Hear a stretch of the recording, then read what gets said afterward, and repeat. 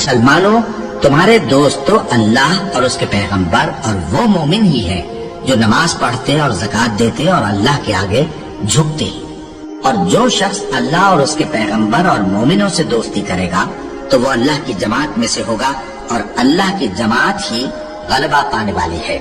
اے ایمان والو، جن لوگوں کو تم سے پہلے کتابیں دی گئی تھیں ان کو اور کافروں کو جنہوں نے تمہارے دین کو ہنسی اور کھیل بنا رکھا ہے دوست نہ بناؤ، اور مومن ہو تو اللہ ہی سے ڈرتے رہو۔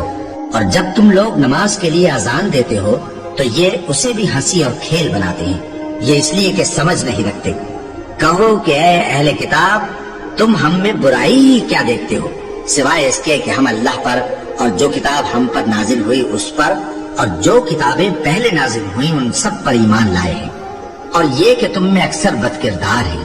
کہو کیا میں تمہیں بتاؤں کہ اللہ کے ہاں اس سے بھی بدتر جزا پانے والے کون ہیں؟